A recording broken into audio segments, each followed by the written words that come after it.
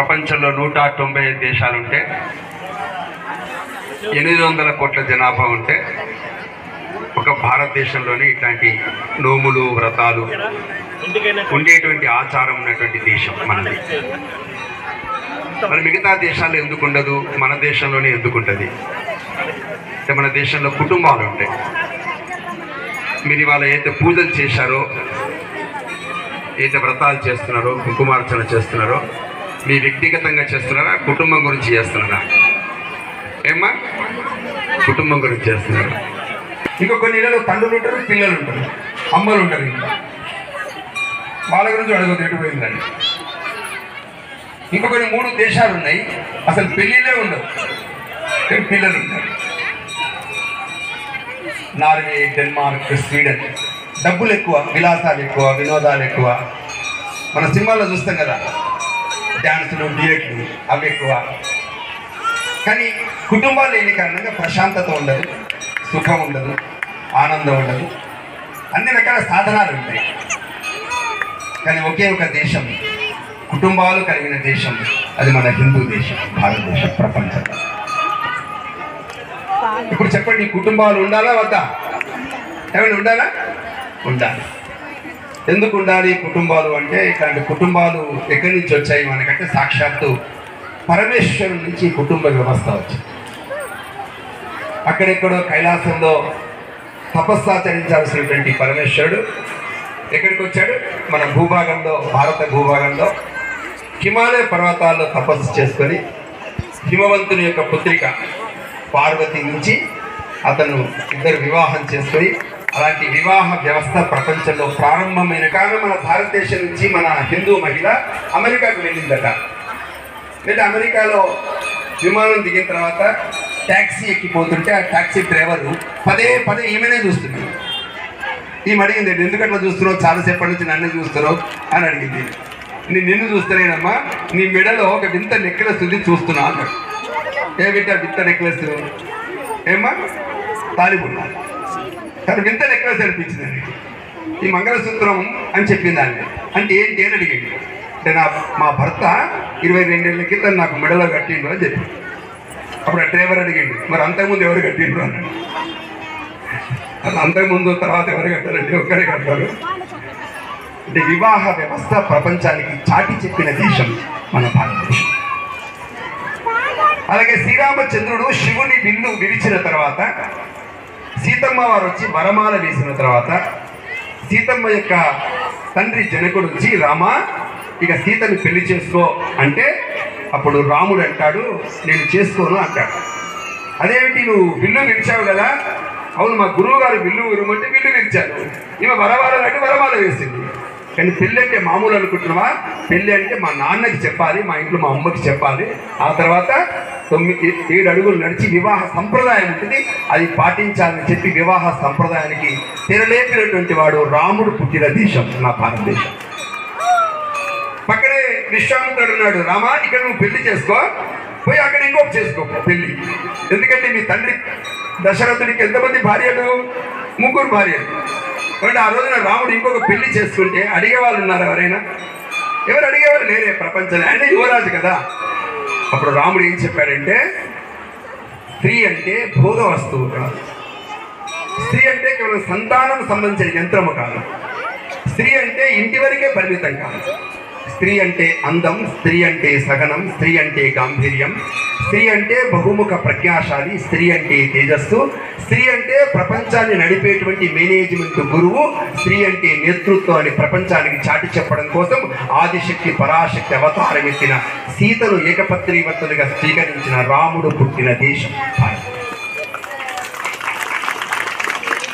ఇక్కడ ఆ రోజు నుంచి మన భారతదేశంలో ఈ ఏకపత్ని వ్రతం అనేటువంటిది ఈ దేశంలో కొనసాగుతూ వస్తుంది. బట్ రాముడు నేర్పిన సంస్కారం ఉందే, ఆ రాముడు నేర్పిన సంస్కారం కారణంగా సీతారామ కళ్యాణం అందరం చూస్తామా చూడమా? ఏమంటే చూస్తామా చూడమా? ఆ సీతారామ కళ్యాణం ఎందుకు చూడాలి అంటే, సీతారాముడు విడదీయాలనేటువంటి అన్యోన్యత ఏ విధంగా సమాజంలో ఉందో అది నేర్చుకోవడం కోసం మనం చూస్తాం. కానీ అదే రావణాసుడి పక్కన ఆయన భార్య ఉంటుంది. రావణాసుడి భార్య ఎవరమ్మా? మండోదరి. మీకు తెలిసిన ప్రపంచంలో చాలా అందగత్యం మండోదరి. పంచమహాపతివ్రతల్లో ఆమె ఒకటి. వాళ్ళిద్దరు పక్కన నడుస్తుంటే పక్కన రావణాసుడు ఎవరు చూస్తాడు? మండోదరిని చూస్తాడా? చూడడు, పక్క ఆడవాళ్ళని చూస్తుంటాడు. వాళ్ళ మీద పదే చెప్తుంటది, ఏమండి ఇంత అందమైన భార్యని నేను ఉంటే అదే ఎందుకు చూస్తున్నారండి వినడు వాడు. కానీ ఏం తెలుసరికి డబ్బు ఉంది, శక్తి ఉంది, విద్య ఉంది, అన్నీ ఉన్నాయి, కానీ ఏమి లేదు, సౌశల్యం లేదు. అందుకే ఏమయ్యాడు? సీతను ఎత్తుకుపోయాడు, రాముడి చేత వధించబడ్డాడు. అప్పుడు మండోదరి ఏముందంటే, మండోదరి రాముడిని చూడలే, కానీ ప్రకృతిని ప్రపంచాన్నంతా చేతులు పెట్టుకున్న మా రావణాసురుని, ఆ భర్తను చంపిన ఆ రాముడు ఎవరో చూద్దాం అనిపించింది ఆమెకి. అనిపించి ఆమె రాముడు ఉన్న శిబిరానికి వచ్చింది. రాముడు అందరూ అట్లా కూర్చుని ఉన్నారు, 5-6. అప్పుడే సూర్యుడు అస్తమిస్తున్నాడు పడమట వైపున. ఆ పడమటి నుంచి ఆమె నడుచుకుంటూ వస్తుంది మండోదరి. మండోదరిని చూడలే రాముడు, కానీ మండోదరి నీడని చూశాడు. ఏదో నీడను చూశాడు.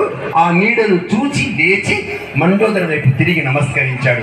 మండోదరి కాబట్టి నమస్కరించలే, రావణుడి భార్య కాబట్టి నమస్కరించలే. నీడలో కూడా ఆడదిని చూసి గౌరవించిన రాముడు పుట్టిన దేశం నా భారతదేశం.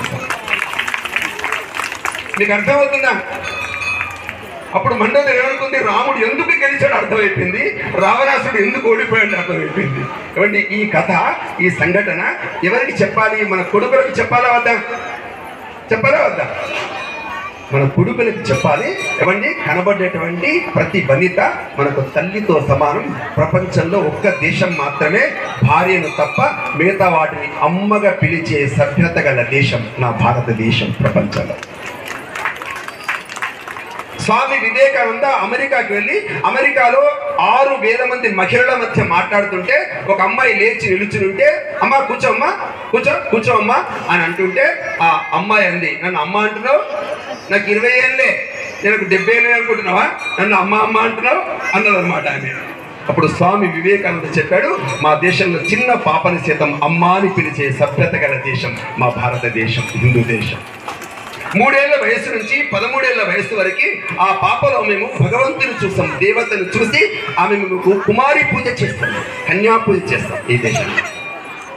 కాబట్టి స్త్రీలలో ఆ విధంగా పూజించేటువంటి స్థితి ఉంది. కాబట్టి మన దేశంలో కుటుంబంలో అక్క, చెల్లె, వదినే, నానమ్మ, తాతమ్మ. కానీ బయట సమాజంలో ఆడది కనబడితే గర్ల్ ఫ్రెండ్ ఆమె.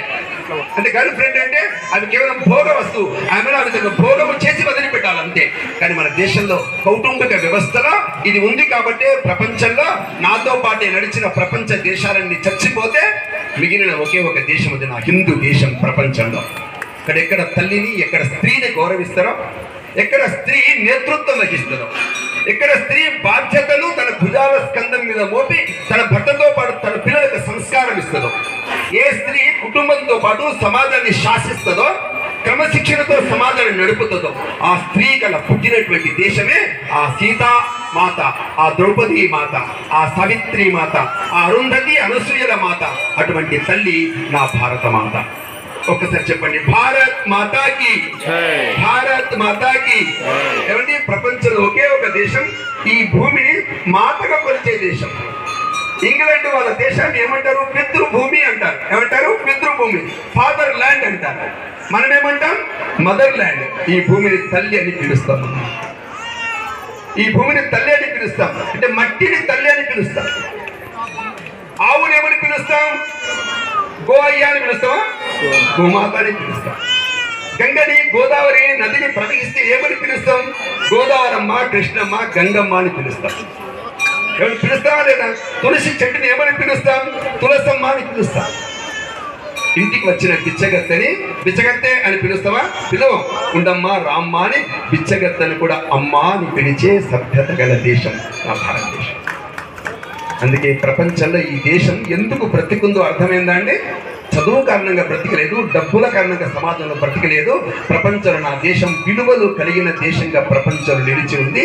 అందుకే ఇంట్లో అమ్మ, నాన్న ఏమి నేర్పాలి పిల్లలకి? ఏం నేర్పాలి? విలువలు నేర్పాలి. ఏం నేర్పాలి? విలువలు నేర్పాలి. ఇప్పుడు ఇక్కడ వచ్చినటువంటి మహిళలంతా వాళ్ళ కూతుర్లను తీసుకొచ్చారా లేదా? ఇవాళ తీసుకొచ్చారా? మీ పాప, ఈ పక్కన కూర్చున్న పాప మీ పాపనేనా? ఏం చదువుకుంది? ఏం చదువుకున్నావు? 10th class. అమ్మాయిలు ఎంతమంది నాకు చేతులు ఎత్తండి. 10th క్లాస్ వాళ్ళు అమ్మాయి. ఆ ఇంటర్మీడియట్ అమ్మాయిలు చేతులు ఎత్తండి. డిగ్రీ అమ్మాయిలు చేతులు ఎత్తండి. అమ్మాయిలు 10th ఆపే వాళ్ళందరూ, 9th ఆపే అమ్మాయిలు అందరూ మనం ఎక్కడికి వెళ్తే అక్కడ మన దేవాలయాల్లో, పూజల్లో, వ్రతాల్లో పక్కన ఉండాలి. మీరు చదివించి ఏమండి హైదరాబాద్కి పంపించిన తర్వాత వాళ్ళు బీటెక్లు చేసి, ఎంటెక్లు చేసి ఇంటికి వచ్చిన తర్వాత మీరు పూజ చేస్తుంటే అమ్మ ఎందుకే ఇవన్నీ, ఈ పూజలతో మనకేం వస్తుంది, దేవుడు మాట్లాడుతురా అని, నైవేద్యం ఎందుకే, పాలు ఎందుకే ఊసుడు అనవసరంగా అని రకరకాల ప్రశ్నలు వేసే స్థితి తీసుకురావద్దమ్మా.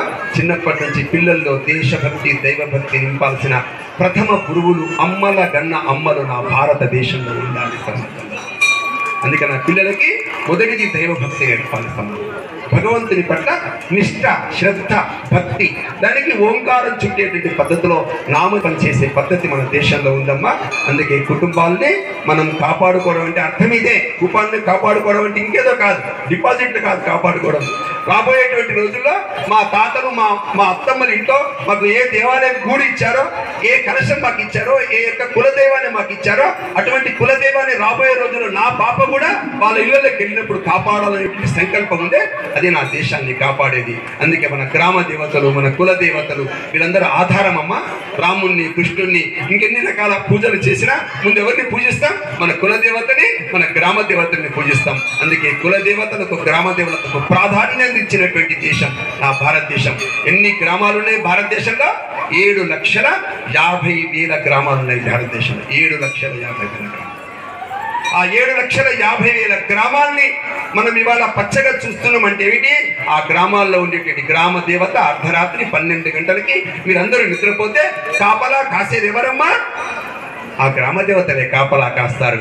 అందుకే ఆ గ్రామ దేవతలని మనం ఎక్కడ చూస్తాం? మన పిల్లల్లో చూస్తాం. అందుకే మన పిల్లలకి ఏం చెప్పాలి? మన పిల్లలు దేవుడిని చూడలే, మన ఎవరైనా దేవుడిని చూస్తూ మాట్లాడలే. కానీ ఈ దేశంలో దేవుడిని చూసిన వాళ్ళు లేరా? భగవంతునితో మాట్లాడిన వాళ్ళు లేరా? ఉన్నారమ్మా. ఈ దేశంలో స్వామి వివేకానంద అమ్మవారితో మాట్లాడాడు. స్వామి వివేకానందుని గురువు రామకృష్ణ పరమహంస మధ్యాహ్నము, రాత్రి 2 పూటల భోజన సమయంలో తెచ్చిన నైవేద్యాన్ని అమ్మవారి కాలి మీదకి ఎక్కి భుజాల మీద కూర్చొని నైవేద్యాన్ని ఏమండి తీసుకొచ్చిన పదార్థాలన్నీ కూడా ఒత్తి పెట్టి అమ్మకి తినిపిస్తూ మాట్లాడిన రామకృష్ణ పరమహంస పుట్టిన దేశం నా భారతదేశం. ఎందుకు భగవంతుడితో మాట్లాడారు దేశంలో అంటే భగవంతుడు తప్ప నాకు ఇంకేం అక్కర్లేదు. ఎందుకంటే భగవంతుడి నుంచి వచ్చాం, మళ్ళీ భగవంతుడికి వెళ్ళిపోతాం. మనమంతా చివరికి వెళ్తామా వెళ్ళమా? ఇక్కడ భగవంతుడి దగ్గరికి వెళ్తాం. అటువంటి భగవంతుడి దగ్గరికి వెళ్ళేటువంటి ఈ జన్మ ఉందే, ఇది ఎవరికి సాధ్యం? ఒక నర జన్మకు మాత్రమే సాధ్యం. ఇది పందికి సాధ్యమా? పందికి సాధ్యమా? పందికి సాధ్యం కాదు. మనం దారిలో వెళ్తుంటే బురదలో పంది ఉంటుంది, ఉంటుందా ఉండదా? బురదలో పందే కదా తిరిగేది. మన దగ్గరికి వెళ్ళి పంది మనం అన్నాం అనుకోండి, ఆ పంది అడుగుతా ఏంది?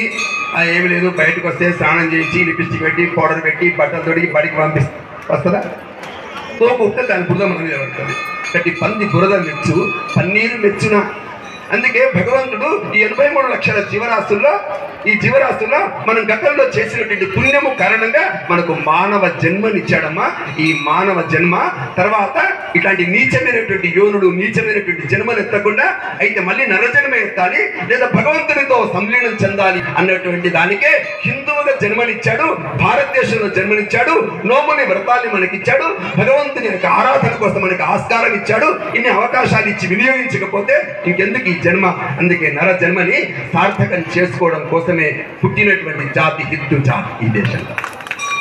మనందరం హిందువులమా కదా? అనుమానం ఉందా ఎవరికైనా? ఏమండి హిందువులమా కదా? హిందువులమైనా అనుమానం ఉందా? కాబట్టి హిందూ దేశంలో పుట్టాం. కులాలున్నాయే, ఇవి మనం ఏర్పరచుకున్నాయమ్మా. ఈ దేశంలో రాముడు పుట్టక ముందు, ఏమంటే రాముడు పుట్టక ముందు ఒక చిన్న పాప, 13 ఏళ్ళ పాప, వాళ్ళ అమ్మ చెప్పింది, పాప రామ రామ అనమ్మ, రాముడు వస్తాడే. ఆ పాప రామ రామ రామ రామ రామ రామ, అమ్మ రాముడు వస్తలేడే అంటే వస్తాడే బిడ్డ, వస్తలేడే, పొద్దున్న నుంచి అంటున్నా వస్తలేడే. 13 ఏళ్ళ 23 ఏళ్ళ వయస్సులో అన్నా రాముడు వస్తలేడు. 23, 33 ఏళ్ళ వయసు వచ్చి 103 ఏళ్ళ వయసు వచ్చి కర్ర పట్టుకొని ఆ విధంగా కుంటుతూ కులు రామ రామ అంటుంటే, అది ప్రతిధ్వనిస్తుంటే, కొండలు ప్రతిధ్వనిస్తుంటే రాముడు వచ్చి ఆమె ఇచ్చినటువంటి ఎంగిలి రేగు పనులు తిని శబరికి మోక్షం ఇచ్చిన రాముడు పుట్టిన దేశం. శబరి ముందు పుట్టిందా? రాముడు ముందు పుట్టాడా? శబరి ముందు పుట్టింది, రాముడి కంటే ఎవరు ముందు పుట్టారు?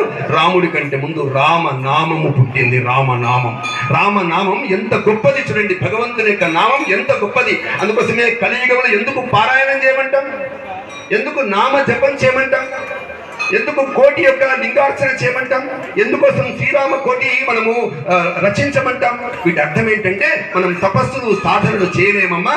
ఉన్నటువంటి ఒకే ఒక 2 అక్షరాన్ని, ఒక 2 పదాన్ని పట్టుకుని పదే పదే అంటున్నటువంటి కారణంగా అదే అభ్యాసము, అదే సాధన, అదే తపస్సు, అదే ఆ సాధన ద్వారా మోక్షానికి మార్గం అని చెప్పినటువంటి భగవద్గీత పుట్టిన దేశం నా భారతదేశం. ఈ దేశంలో అందుకోసమే ఈ నోములు వ్రతాలు మనకు వచ్చాయి. ఆ 1-2 గంటల సేపు మనం చేసేటువంటి సాధన వల్ల మన కుటుంబాన్ని పరిరక్షించడం ఒకటైతే, ఈ మానవ జన్మని సార్థకం చేసుకోవడం. మానవ జన్మలో సార్థకం చేసుకునేది మొదటి మీకు చెప్పాను ఏమిటిది? భగవంతునికి దగ్గరగా నామజపం చేయాలి. మొదటిది అంటే భగవంతుని యొక్క రుణము తీర్చుకోవాలి. రెండవది ఎవరికి రుణము తీర్చుకోవాలి? ఈ దేశంలో మానవునిగా పుట్టినందుకు ఏ రామాయణం మనకిచ్చారో, ఏ వేదములు మనకిచ్చారో, ఏ పురాణాలు మనకిచ్చారో, ఏ కథలు రాసి మనకిచ్చారో, ఎటువంటి ప్రవచనాలు మనకిచ్చారో, అలాంటి వ్యాసుడు, వాల్మీకి లాంటి ఎవరైతే గురుతుల్యులు ఉన్నారో అలాంటి వ్యాస వాల్మీకుల గురుతుల్యుల యొక్క సేవ చేయాలి. ఈ రోజున ఎవరి జయంతి? ఇవాళ దత్త జయంతి. దత్త అంటే ఎవరండి? తనను తాను సమర్పించుకున్న 3 త్రిమూర్తులు. త్రిమూర్తులు ఎవరు? వాళ్ళు బ్రహ్మ విష్ణు మహేశ్వరులు బిడ్డలుగా సమర్పించుకున్నారు. బిడ్డలుగా ఎవరికి సమర్పించుకున్నారు? గురువుగా సమర్పించుకున్నారు. ఆ గురుతుల్య రూపమే ఆ 3 యొక్క త్రిమూర్త్యాత్మక రూపమే కదా దత్త అంటే. అలాంటి దత్త ఎవరి పుత్రుడమ్మా? ఎవరి పుత్రుడు? అత్రి అనసూయల పుత్రుడు. అందుకే అత్రి యొక్క పుత్రుడు కాబట్టి దత్తాత్రేయుడు అని పేరు వచ్చింది. ఆయనకి ఎంతమంది గురువులు? 24 మంది గురువులు దత్తాత్రేయుడికి. ఆ గురువుల్లో మేము పేరు చెప్తే ఆశ్చర్యపోతారు. ఒక గురువు పేరు ఏనుగు, ఒక గురువు పేరు. ఒక గురువు పేరు తేరెటీగా, ఒక గురువు పేరు మృగము నేడి. అంటే ఈ ప్రకృతిలో ఉండేటువంటి వివిధ జంతువులు, పంచభూతాలు, వీటన్నిటిని గురువుగా స్వీకరించి ఇక ఈ కలియుగములో గురువుగా అవతారం ఎత్తినటువంటి ఆ గురువుని మనం స్మరించుకోవడం ఉందే ఇది దత్త జయంతి ప్రాముఖ్యత. అందుకే నర జన్మలో రెండవది ఏంటంటే, రెండవది ఋషులు అంటే మన యొక్క వ్యాస వాల్మీకులు. మూడవది ఎవరు? మన యొక్క గురువు. అదే 3వ పరంపరలో ఇంకెవరు వస్తారు? మన అమ్మ నాన్నలు. ఎవరమ్మా? అమ్మ నాన్నని గౌరవించాలా వద్దా? గౌరవించాలా వద్దా? అమ్మ నాన్నని గౌరవించాలి. అంటే అమ్మ నాన్నలు లేకపోతే మనం ఎక్కడున్నాం చెప్పండి? 9 నెలలు పెంచి పోషించి పెద్ద పెరిగిన తర్వాత 10th క్లాస్ ఇంటర్మీడియట్ వచ్చిన తర్వాత నీకేం తెలియ అబ్బా, నీకేం తెలిసే అంటుంటాం. చిన్న పదమే, ఆ పదం చిన్న పదమే. 10th రాకముందు చిన్నప్పుడు అమ్మ చూడనే అమ్మ చక్కగా తిరుగుతుంటది. 4 పదాలు వచ్చి, 4 ఇంగ్లీష్ బుక్కలు వచ్చి, 4 విషయాలు ప్రపంచ జ్ఞానం వచ్చి, 4 ఫోన్లు వచ్చి రాగానే అమ్మ ఏమవుతుంది? అమ్మకి ఇంగ్లీష్ రాదు, ఈక్వేషన్ రాదు, అన్నాడిది ఇంట్లో ఉంటుంది, ఏం తెలియదు నీకు అమ్మ అంతకిట్టే అని అమ్మని పరిహసించే పద్ధతి ఉందే, ఆ పద్ధతి పతనానికి దారితీస్తుంది. అందుకే అమ్మ జన్మని బట్టం ఉందే, అమ్మ జన్మని బట్టం ఎవరితో సాధ్యమైంది? బ్రహ్మతో సమానంగా విధాతగా ఉన్నట్టు నిలిచినటువంటి అమ్మకు జన్మనిచ్చినటువంటి ప్రపంచం ఈ సృష్టి ప్రపంచం. అందుకోసమే అమ్మకి స్థానం ఇవ్వాలి, నాన్నకి స్థానం ఇవ్వాలి, రుణం తీర్చుకోవాలి. 4వది ఏంటండి? 4వది మనమే కాదు, సమాజంలో ఆవులు, గోమాతలు ఉన్నాయే, అలాంటి గోమాతలకి మనం రుణము తీర్చుకోవాలి. ఇక్కడ కూర్చున్నటువంటి వాళ్ళ ఇళ్లలో ఎక్కడైనా గోవులు ఉన్నాయమ్మా? మా ఇంట్లో, మా యొక్క పొలంలో మా ఇంట్లో గోవులు ఉన్నాయన్న వాళ్ళు చేతెత్తండి. గోవులు ఉన్నవాళ్ళు, ఆవులు ఉన్నవాళ్ళు. ఆవు మీ ఇంట్లో ఉంది, రైస్ మిల్లో ఉంది. అంటే ఆవుల్ని, మా ఇంట్లో ఆవులు ఉండేవి గతంలో అన్నవాళ్ళ చేతులెత్తండి. ఇంతకుముందు గతంలో మా ఇంట్లో ఆవులు ఉండేవి అన్నది దించండి. ఆవులు లేవు కానీ సంవత్సరంలో 2 సార్లు 3 సార్లు అయినా మేము ఆవుని దర్శనం చేసుకుంటాం అన్నవాళ్ళ చేతులెత్తండి. ఆవును దర్శనం చేసుకుంటాం, ఆవుకి మేము సేవ చేస్తాం. దించండి అమ్మా. ఆవు అంటే ఎవరున్నారు? 33 రకాల దేవతలు కలిగిన ఆవు. ఒకప్పుడు ఆవు అంటే వ్యవసాయం, వ్యవసాయం అంటే వృత్తులు, వృత్తులు అంటే ఆదాయం, ఆదాయం అంటే బడి, ఆదాయం అంటే గుడి, ఆదాయం అంటే జాతర. ఆ విధంగా ప్రపంచంలో అమ్మని ఎత్తుకొని నువ్వు ఎత్తుకొని బయటకు రా కదా.